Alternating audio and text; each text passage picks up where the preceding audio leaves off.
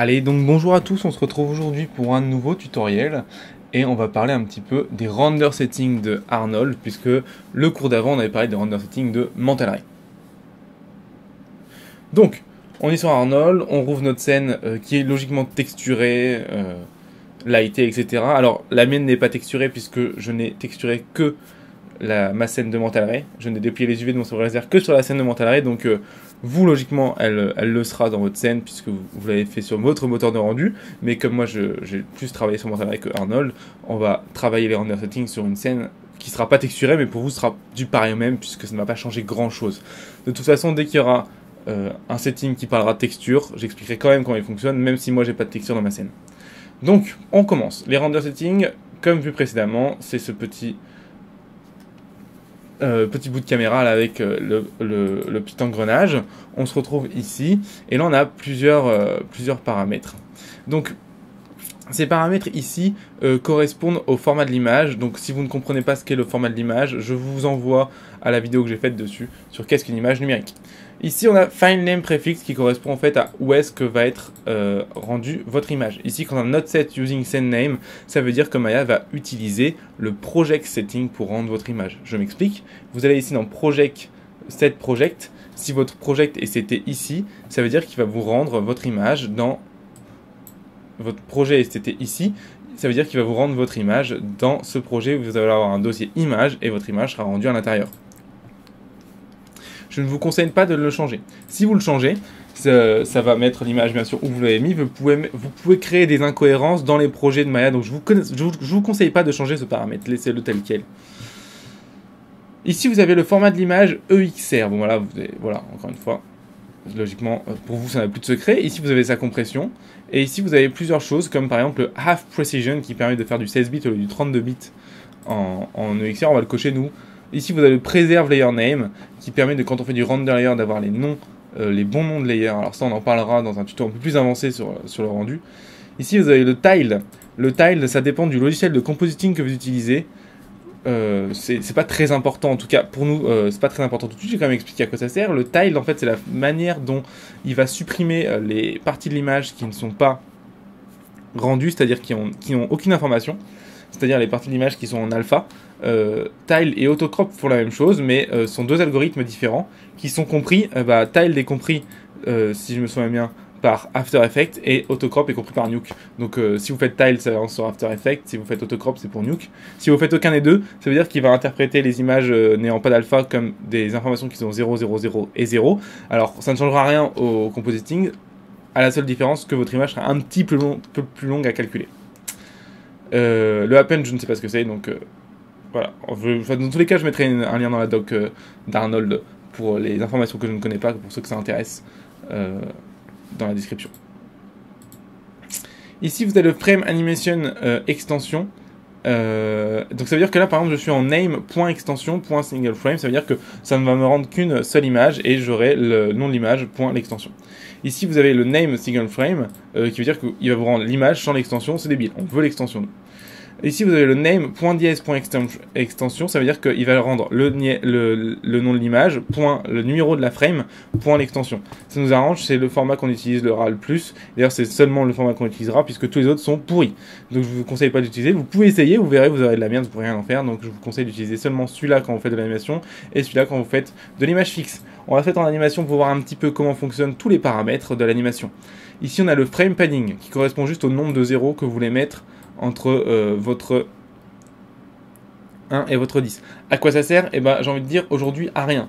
Mais il fut un temps où Windows mettait mal rangeait mal vos images, c'est-à-dire que par exemple si vous étiez comme ça et que vous aviez 10, le 10 venait se mettre avant l'image numéro 9, c'est-à-dire le 10 venait se mettre tout en haut, et puis quand ça passait à 100, et ça venait se mettre au-dessus de 99. Bon, c'était très chiant, mais maintenant ça ne sert plus à rien, parce que même s'ils sont mal rangés dans Windows, si vous avez un vieux Windows, mais je pense que ça ne fait plus sur Windows 10, dans votre logiciel de compositing, il va interpréter ça correctement. Donc ça, c'est vraiment du...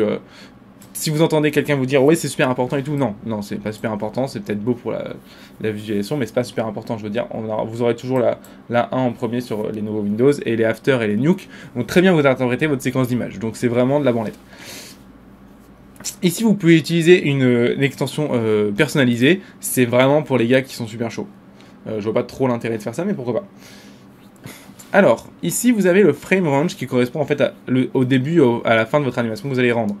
La start frame, comme son nom l'indique, c'est la première frame de l'animation. La end frame, la dernière.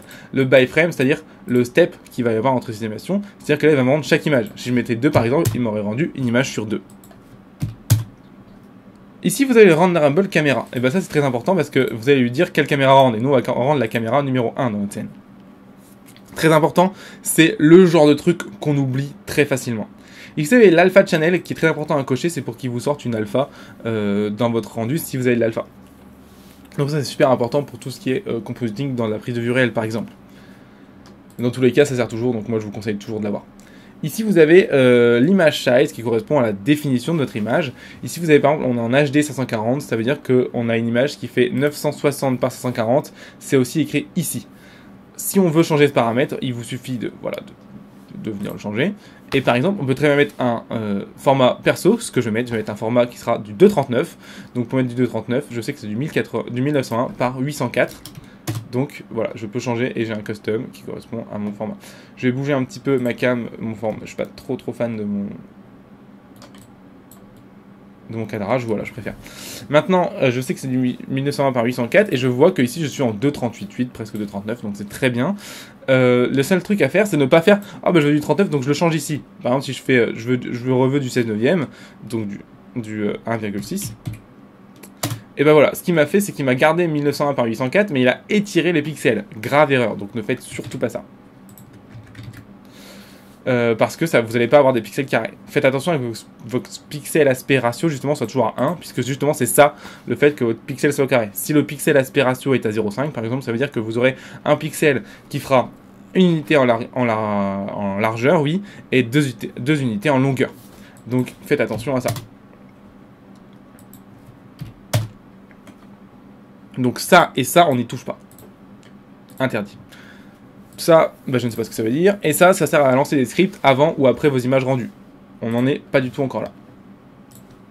Allez, on passe à l'onglet ici Arnold Renderer qui est spécifique à Arnold puisque Common ici est dans tous les moteurs de rendu. L'onglet spécifique à Arnold, il n'y a pas beaucoup de settings, vous allez voir. En fait, c'est la qualité de votre image, la qualité du rendu, comment elle se définit. On va pas commencer à voir directement sampling ici. On va d'abord commencer à voir ce que ça veut dire redef. Pourquoi? Vous allez tout de suite comprendre pourquoi.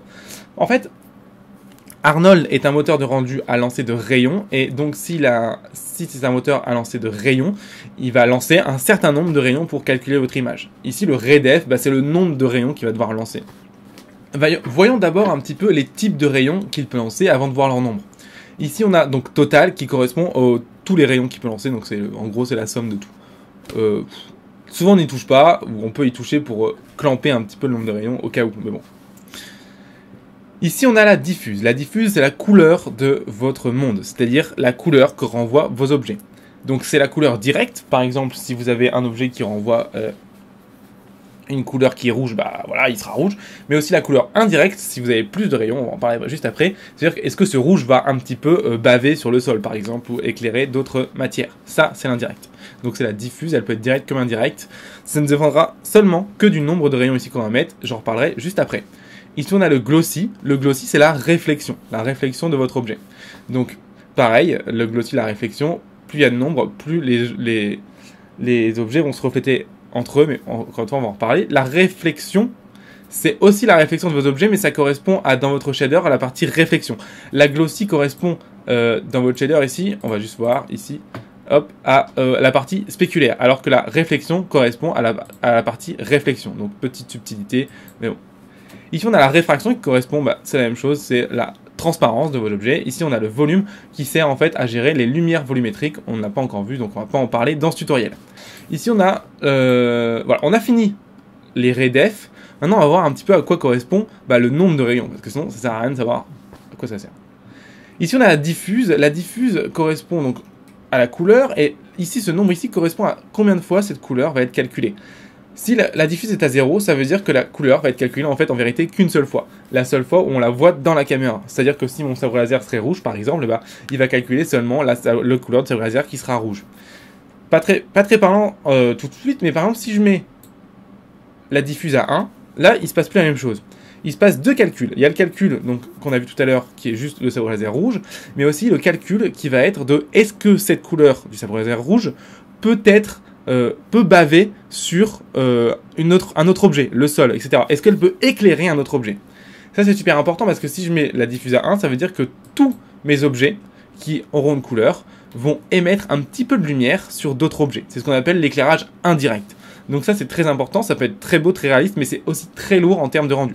Si je mets deux rayons, et ben ça veut dire qu'il va me faire ça deux fois. Il va éclairer l'objet une fois avec l'objet principal, et en fonction de ce résultat qu'il aura obtenu, il va rééclairer le reste avec le reste de la scène avec la couleur qu'il a obtenue là. Donc en gros, c'est pour ça qu'on appelle ça un lancer de rayons, parce que ça se fait en lançant des rayons. On lance d'abord un rayon de la caméra vers l'objet pour avoir sa couleur, et après, en fonction de l'impact du rayon, ce rayon va être renvoyé sur une autre surface pour remettre une autre couleur, et après il va être renvoyé sur une autre surface pour émettre une autre couleur en fonction d'à chaque fois de la couleur d'avant. Donc c'est très lourd à calculer, donc attention. Nous on va laisser à 1 pour l'instant. Ici on a la glossy correspond donc à la réflexion, et le nombre de rayons de la glossy correspond, est-ce que ça reflète ou pas déjà. Donc à 0 ça ne reflète pas, on ne verra aucune réflexion. Si je la mets à 1, ça veut dire qu'on verra une réflexion. Si je la mets à 2, ça veut dire qu'on verra deux réflexions, c'est-à-dire qu'on verra la réflexion d'un objet, et on verra aussi la réflexion de l'objet qui lui-même est reflété dans l'autre objet. D'accord? Si je mets 3, ça 3 fois, 4 fois, etc. Donc moi je vais mettre 2 ici, ça suffira largement. Donc la glossy, la réflexion, pareil, on n'a pas de shaders qui font de la réflexion, c'est justement juste de la réflexion dans notre scène, donc on va juste supprimer la réflexion. Ici on a réfraction qui correspond à la transparence. Le nombre de rayons, c'est juste combien de parois votre rayon peut transpercer. Si je suis à 1, ça veut dire que vous aurez la transparence juste par rapport à une paroi, à une face. Si vous avez une épaisseur, donc deux faces, ce sera 2 rayons. Si vous avez 4 épaisseurs, ce sera 4 rayons. Donc on va mettre 0 puisqu'on n'a aucun rayon. Attention, à chaque fois que vous augmentez le nombre de rayons, ça défonce votre temps de rendu. Faites attention à ça, donc un rayon coûte très cher. Ici, on a un total donc ici de 3 rayons, donc on va mettre 3 rayons ici. Encore une fois, le paramètre que je change total ici est tout sauf obligatoire, mais reste en logique. Maintenant, on va pouvoir parler un petit peu du sampling. Le sampling correspond en fait à la qualité de chaque rayon lancé. Commençons d'abord par la diffuse. La diffuse, c'est la qualité de notre couleur, donc elle est à 1, mettons-la à 2 par exemple. Ici on a la glossy, ça va être la qualité de notre flou de réflexion. On va la mettre à 2 par exemple aussi. On n'a pas de réfraction, pas de SSS. Le SSS correspond à la transparence de la peau. Et on n'a pas de volume indirect. On a un truc qui s'appelle caméra AA. Le caméra AA, c'est la précision du pixel calculé par l'image. Imaginons j'ai un caméra AA à 0. Ça veut dire que chaque pixel sera calculé comme chaque pixel. C'est-à-dire que par exemple, là si je fais un rendu, on va tout de suite voir. Voilà, on voit que chaque bond de lumière, chaque rayon de lumière est calculé comme un seul pixel. On voit que ça fait plein de petits points et ça correspond à ça. On arrive à la limite un petit peu de l'image. Pourquoi on a un truc aussi moche? Pourquoi on a un truc aussi crénelé? Pourquoi on n'a aucune douceur dans notre image? Ça vient de ça. Ça vient de notre caméra AA. Le caméra AA, lui, a pour but de gérer la douceur du pixel. Ça va venir adoucir les bords des objets. Comment ça fonctionne? Là, je suis à la caméra AA0, ça veut dire que chaque rayon lancé par la caméra ne calcule qu'un seul pixel, une couleur de pixel. Si je mets par exemple caméra AA à 1, ça veut dire que chaque pixel qui va être calculé par l'image ne sera pas calculé seulement une fois, mais ça sera calculé 4 fois. En fait, il va prendre le pixel, il va calculer 4 fois plus précisément sur ce pixel, et il va faire la moyenne de ses couleurs pour avoir la couleur du pixel. Ce qui fait qu'on a une couleur qui est plus réaliste, enfin plus proche de la réalité qu'on avait dans notre image. Et vous allez voir que ça va avoir pour effet d'adoucir les bords des objets et avoir une image qui sera plus qualitative. Donc vous le voyez, on commence à avoir des bords un peu plus doux sur le côté de notre sabre laser. C'est encore loin d'être ça, mais on commence à avoir des trucs un peu plus propres. Donc on va continuer un petit peu à sampler, on va mettre 3 en AA, souvent 3 ça suffit. Pourquoi pas peut-être 4, on va voir si ça suffira ou pas. Donc voilà, notre rendu est terminé. Alors on voit tout de suite qu'avec un caméra en anti-aliasing de 3, on a quelque chose de beaucoup plus doux entre les objets. Donc c'est très important d'avoir un caméra AA assez élevé pour avoir une caméra de qualité. Alors on voit par exemple que là, on sent maintenant un petit peu le soft, le smooth sur mon objet. Donc on va pouvoir augmenter un petit peu la qualité du smooth pour éviter d'avoir ces petits crénelages ici. Mais on voit sinon que c'est très propre, on a des trucs assez propres. Le seul truc qui est moins propre dans mon image, c'est ces petits points qui sont dans la réflexion, c'est-à-dire que la réflexion n'est pas assez samplée. Alors on va voir un petit peu comment mieux sampler notre image et plus précisément juste après. D'abord on va juste venir augmenter un petit peu la qualité de notre objet. Voilà, ici on aura un truc plus propre. Donc maintenant qu'on comprend un petit peu comment sampler notre objet, quelle partie sampler notre image, on va voir un petit peu comment fonctionnent les passes dans Arnold, puisque ces passes vont nous permettre de sampler plus précisément notre image et puis aussi pouvoir sortir des trucs en compositing. Avant de regarder les passes, je vais juste parler de deux petits paramètres encore dans cet onglet. C'est le paramètre light ici. On a un low light threshold qui en fait correspond à la sensibilité du dégradé d'une lumière. Si vous le mettez à 1 par exemple, vous aurez une lumière qui sera très dure, vous n'aurez plus de dégradé dans les ombres. Ce paramètre logiquement n'est pas à changer, mais imaginons un jour vous avez des temps de rendu qui sont beaucoup trop longs, ben vous pouvez mettre ce paramètre un peu plus élevé à 2 au 0,002 ou 0,03. Vous aurez des ombres un peu moins dégradées, un peu moins jolies, mais vous allez réduire vos temps de rendu au moins de moitié. Donc ça peut vraiment vous faire gagner du temps si vous n'avez vraiment pas d'autre solution, quoi. Ici on a un paramètre de texture. En fait c'est le paramètre qui, en fait, Arnold va convertir vos textures. Ici, c'est écrit auto-convert texture to TX qui est coché. TX, c'est un format qui calcule votre image, en fait, votre texture 64 fois. 64 fois, en fait, d'un petit pixel carré, enfin, de 16 par 16, jusqu'à votre texture globale en 4K ou en 2K. Ou plus s'il faut. Ça sert en fait à ce que si votre texture est très loin de votre image, et ben, il va vous afficher seulement la petite partie de 16 par 16 par exemple. Ça vous permet d'afficher vos textures dans vos rendus beaucoup plus rapidement. Donc ce format est très important. Il vous permet aussi de découper votre texture en plusieurs parties, ce qui fait que si votre texture est affichée seulement sur un côté de votre image, ben, il va calculer seulement ce côté où il est affiché. Donc c'est très pratique.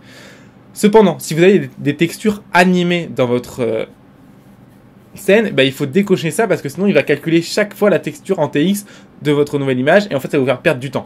Donc voilà. Ici vous pouvez faire use exercice TX texture. Si vous avez déjà des TX textures, si vous l'avez fait une fois, en fait c'est bon. Si vous n'avez pas rajouté de texture, vous pouvez décocher ensuite cette petite checkbox. Voilà, ici ça correspond au tile size, à la plus petite, au plus petit carré. Donc là on voit que c'est un petit carré de 64 par 64. Ici vous avez le match cast texture. Bon, ça vous concerne pas, ça correspond, ça parle de la carte graphique. Et tout ça, on n'en parle pas trop, c'est pas très très important. Allez, on se retrouve dans l'onglet système. Juste avant de parler des passes, on va voir un petit peu comment Arnold utilise notre ordinateur pour faire ce rendu, parce qu'on va devoir parler de quelques petits trucs. Alors ici on a le Progressive Refinement, qu'on va pas du tout en parler, puisqu'on ne peut pas le voir dans notre Arnold Renderer, dans notre moteur de rendu ici de Maya. On va pouvoir le voir avec notre fenêtre, dont je vais parler un petit peu après avec les passes. Donc ça on va en parler après, parce qu'on va pouvoir régler ce paramètre dans une autre fenêtre. Donc ça on n'y touche pas. Ici vous avez le Render Setting qui est assez intéressant en fait, qui va nous permettre de définir la taille des petits carrés qui vont calculer notre image. Ici, vous avez interactive, vous laissez en interactive, de toute façon, ça c'est pas très important.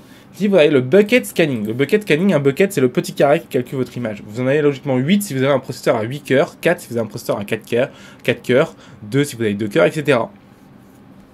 Spirale veut dire qu'il va calculer, il va commencer au centre et il va faire calculer en forme de spirale. En fait, c'est d'où il commence à calculer et où est-ce qu'il commence à calculer. Les noms parlent à peu près d'eux-mêmes, donc si vous ne comprenez pas exactement tout ce qui se dit, encore une fois, vous aurez un lien dans la documentation. Ici, vous avez le bucket size qui correspond en fait au nom de votre à la taille de votre carré, de chaque carré qui calcule votre image. Ici, j'ai mis 128, ça veut dire que c'est des carrés de 128 pixels par 128 pixels. Il faut savoir que ces carrés, plus ils sont petits, plus le carré va se calculer rapidement. Par contre, plus ça va demander au processeur de refaire un nouveau carré. Donc si vos carrés sont tout petits, vous allez perdre du temps en calculant votre image. Mais attention, si vous mettez des carrés qui sont trop grands, vous allez limiter le nombre de processeurs qui vont calculer votre image. Si par exemple vous mettez un carré de 2024, c'est-à-dire que vous aurez seulement 2 processeurs qui vont calculer votre image en même temps, et donc vous allez perdre un maximum de temps de rendu. Donc les bucket size, moi je conseille à peu près 128 pour une image en 1080, 64 pour une image en 920, mais ce n'est pas une science exacte. Par exemple, si vous avez dans votre image une zone qui est très lourde à calculer, par exemple en réfraction, mais qui est toute petite, eh ben, je vous conseillerais de mettre des buckets très petits, par exemple à 28 ou à 16, parce que cette zone qui sera longue à calculer, elle sera plus rapide à calculer s'il y a 8 processeurs qui travaillent dessus plutôt qu'un seul processeur. Je vous invite à faire des tests, c'est la seule manière de se rendre compte comment ça fonctionne. Ici, vous avez un Auto-Detect Thread. Thread veut dire processeur en anglais. Auto-Detect Thread veut dire tout simplement est-ce qu'il détecte automatiquement les processeurs. Cette option sert en fait à dire non, en fait, j'ai 8 processeurs, mais je veux que tu en utilises que 7 pour que je puisse encore travailler sur mon ordinateur à côté. Donc ça, c'est possible. Tout ça, ce sont des exports de rendu qu'il utilise, on va pas en parler. Ici, Render Unit, on va pas toucher. Voilà, le reste on va pas en parler. Si vous voulez vraiment savoir comment ça fonctionne, je vous invite encore une fois à regarder la doc qui sera dans la description. Voilà, AOV, on y vient, ça c'est les passes de rendu d'Arnold. Alors qu'est-ce qu'une passe de rendu?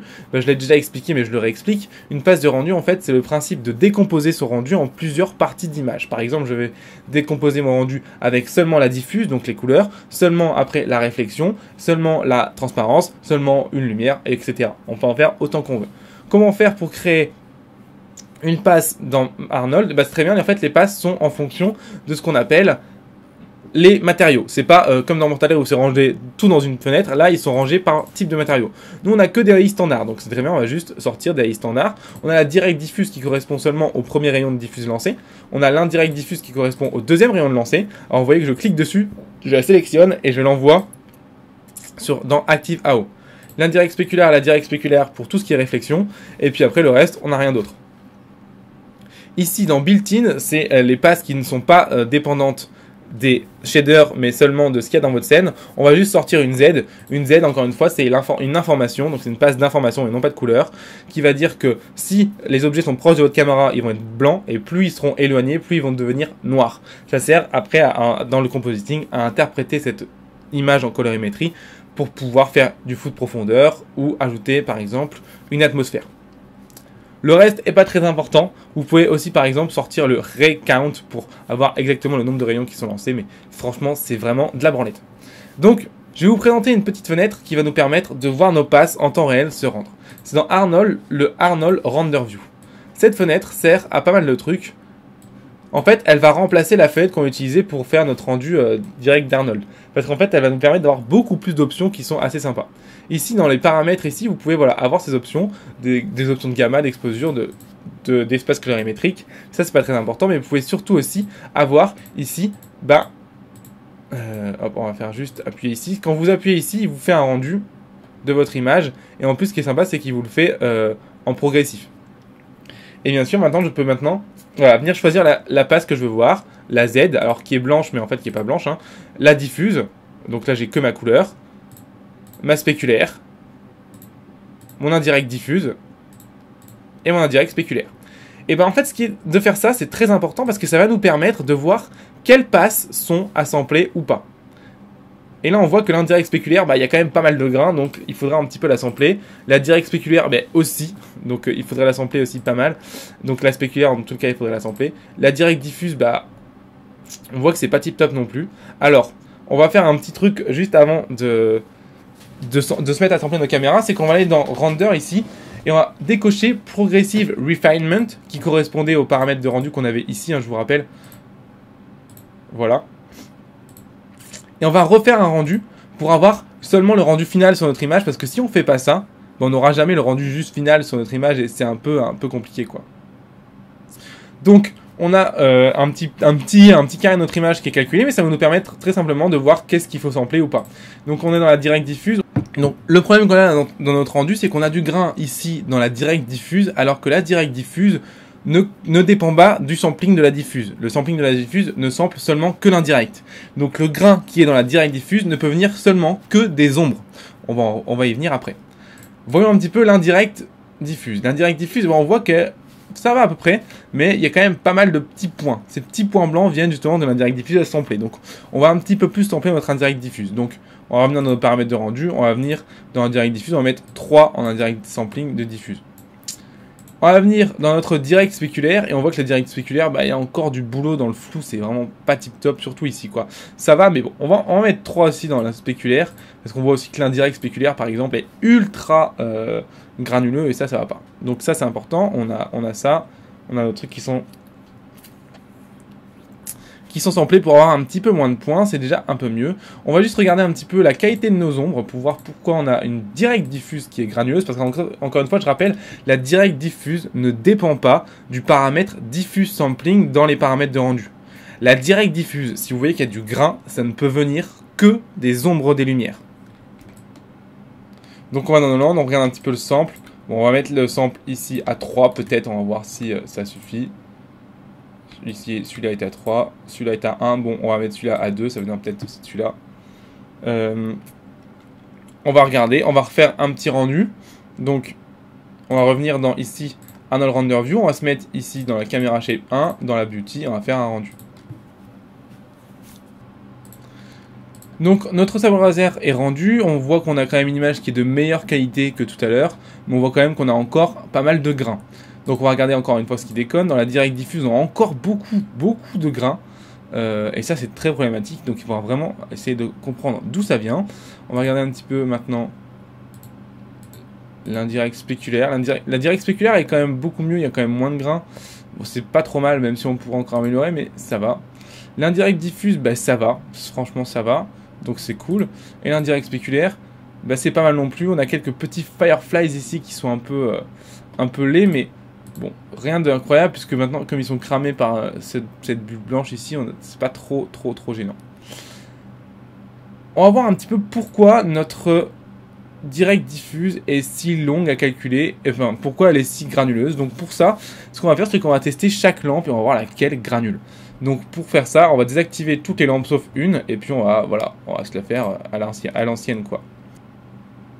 Donc pour désactiver vos lampes, vous pouvez mettre par exemple une couleur juste noire, sans vous embêter par exemple.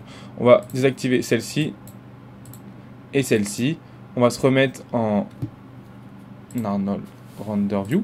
Et puis moi je vais juste changer les paramètres. Je vais juste changer les paramètres. Je vais juste aller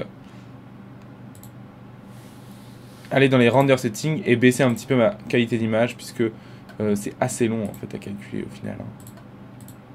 Donc je vais aller mettre du HD 540 et puis là je vais mettre du 960 par 450, voire un peu plus, 410.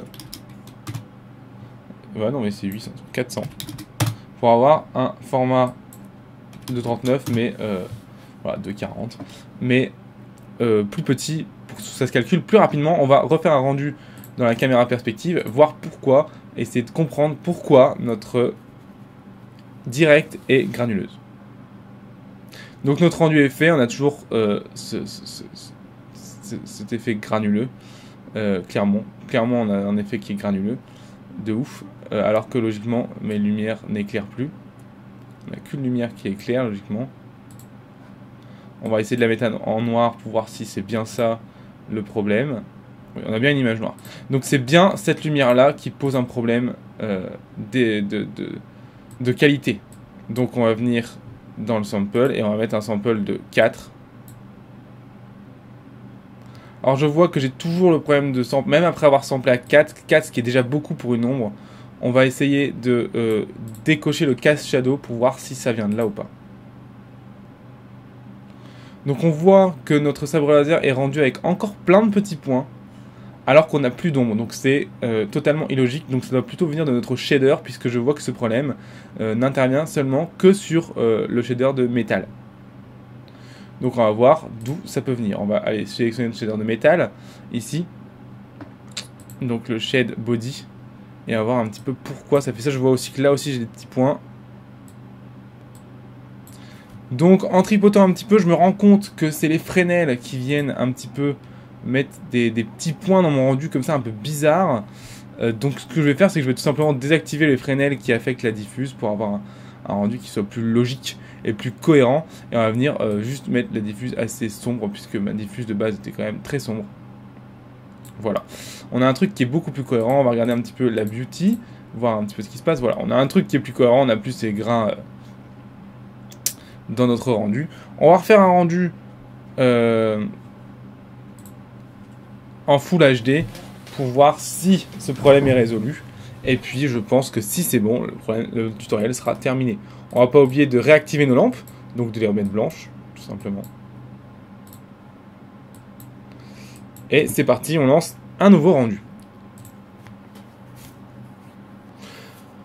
Donc on voit que j'ai plus le souci dans la Direct Beauty de mes couleurs qui granulent. J'ai une Direct Beauty qui est propre.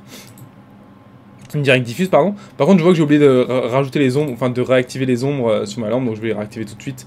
Petite erreur de ma part. Et je voyais aussi très bien que c'était pas le sample des ombres qui jouait ce jeu. Donc je vais remettre à 2 le sample de cette lumière.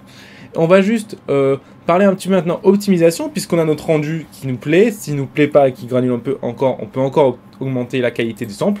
Mais on va parler un petit peu optimisation, puisque vous allez voir que on va pouvoir un petit peu optimiser ce rendu, puisqu'on voit qu'il est quand même un petit peu long. 2 minutes de rendu pour une image juste d'un sabre laser, c'est assez long. Pour une image fixe, ça va, même si c'était de l'animation, ça commencera à faire un peu beaucoup. En fait, on va voir que dans cette image, il n'y a pas beaucoup d'indirect. On peut regarder notre passe d'indirect, on va voir qu'elle n'est pas très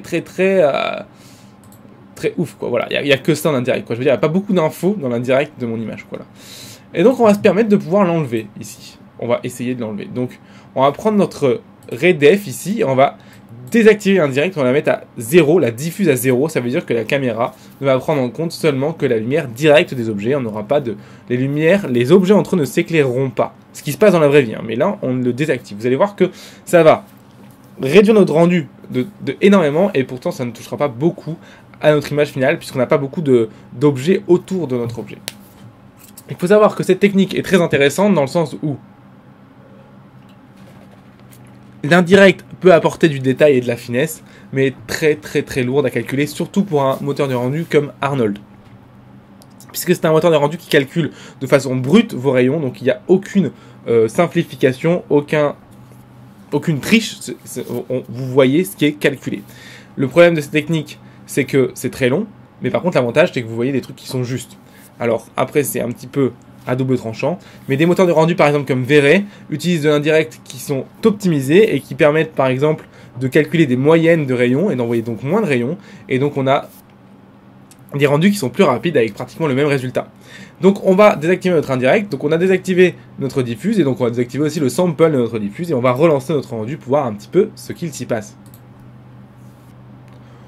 On voit que je suis passé presque de 1 minute de rendu à 18 secondes, c'est quand même pas du tout la même chose, et donc je vais pouvoir même profiter de ce gain de temps énorme pour un petit peu encore augmenter ma spéculaire, puisqu'on voit que ma spéculaire indirect surtout flique encore un petit peu, on a encore un peu de grain, donc on va venir pour profiter de faire ça. On voit qu'on n'a pas beaucoup de différence dans l'image de rendu de tout à l'heure quand on avait de l'indirect.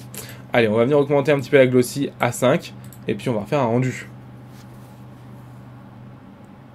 Donc on a notre indirect qui s'est calculé, on a une indirect qui est quand même un peu propre, on a toujours un petit peu de grain et de petits points. On pourrait encore pousser un poil les paramètres de rendu de l'indirect, mais bon, on va en rester là pour ce tutoriel. On voit très bien maintenant que l'indirect diffuse est noir, puisqu'on ne l'a pas calculé. Et puis voilà, donc ça va être la fin de ce tutoriel dans tous les cas. Si vous voyez que vous avez encore des points dans la direct spéculaire, ça peut aussi venir du fait que votre anti-aliasing, donc votre AA ici n'est pas assez haut. Pourquoi pas essayer de le mettre à 4. Dans tous les cas, moi je vous dis merci d'avoir regardé ce tutoriel, j'espère qu'il va vous servir. Dans tous les cas, moi je vous dis à bientôt pour une nouvelle vidéo et salut.